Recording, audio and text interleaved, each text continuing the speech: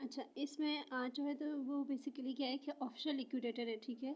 कि official liquidator को जो है वो जैसे किस तरह से अपॉइंट करना है, तो सबसे पहले याद रखना कि बेसिकली क्या होता है कि एक लिस्ट ऑफ पर्सन होती है, ठीक है? जिसे हम पैनल ऑफ पर्सन कहते हैं। पैनल ऑफ पर्सन में बेसिकली क्या होता है कि एक लिस्ट ऑफ पर्सन होते हैं, जिसमें आपके जिसमें कोर्ट जो होती है वो फिर उनमें से क्या करती है कि या तो प्रोविंशियल मैनेजर या फिर कोई भी ऑफिशियल लिक्विडेटर जो होती है वो बेसिकली उसे क्या करती है, चूज़ करती है।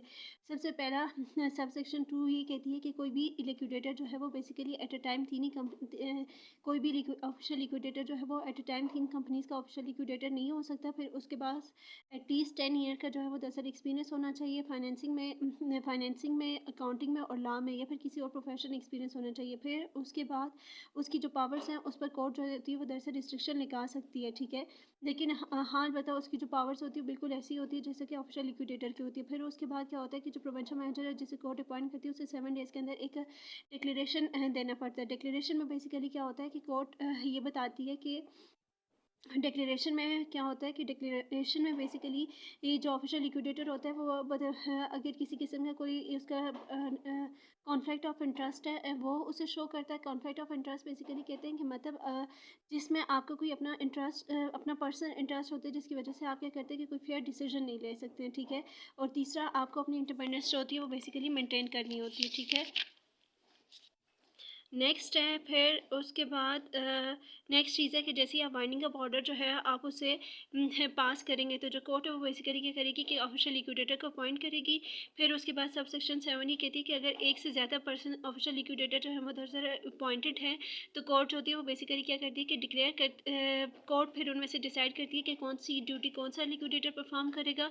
और अगर सब सेक्शन 7 का पार्ट 2 हमें ये कहता है कि अगर कोई डिस्प्यूट है तो फिर वो कोर्ट के पास चला जाता है, ठीक है? फिर उसके बाद कोर्ट होती है वो डिटरमिन करती है कि कौन सी सिक्योरिटी जो है वो दरअसल ऑफिशियल लिक्विडेटर ने कोर्ट को देनी है। ऑफिशियल लिक्विडेटर का मतलब होता है कोई भी किसी किस्म की गारंटी।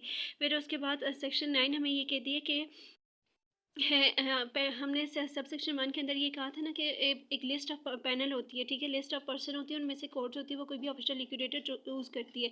लेकिन सब सेक्शन 9 ये कहती है कि वो क्रेडिटर जिन्होंने कंपनी के अंदर जो है वो जैसे 60% अपना शेयर कैपिटल इशू किया हुआ है, अगर वो लोग किसी और ऑफिशियल लिक्विडेटर जो कि लिस्ट में शामिल नहीं है अगर उसे रिक्वेस्ट करें तो फिर कोर्ट होती है उसे भी अपॉइंट कर देती है। फिर उसके बाद ऑफिशियल सेक्शन 10 ये कहती है कि जो ऑफिशियल लिक्विडेटर है वो क्या करेगा कि रिज़ाइन नहीं करेगा अपनी जॉब से, ठीक है? इन केस अगर वो रिज़ाइन करेगा तो फिर उसे उसकी जो पोजीशन है उसे फुलफिल किया जाएगा। फिर उसके बाद याद रखना कि अगर किसी किस्म की कोई भी वैकेंसी आती है ऑफिस के अंदर, उसकी डेथ की वजह से, रिमूवल की वजह से, रेजिग्नेशन की वजह से उसे फुलफिल किया जाएगा।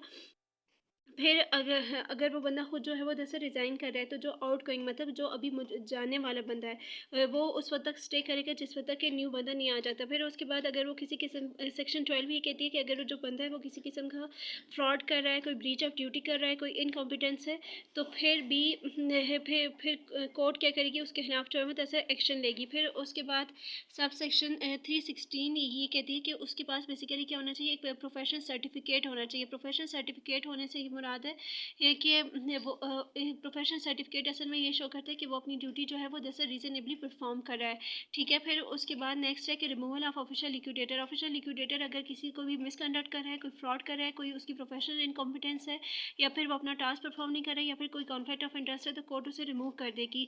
और अगर कोई उसने कोई ऐसा लॉस किया है कि जिससे कोई डैमेज हुआ है तो कोर्ट क्या करेगी कि उस डैमेज को भी रिकवर करेगी। बेसिकली सेक्शन 315 और 316।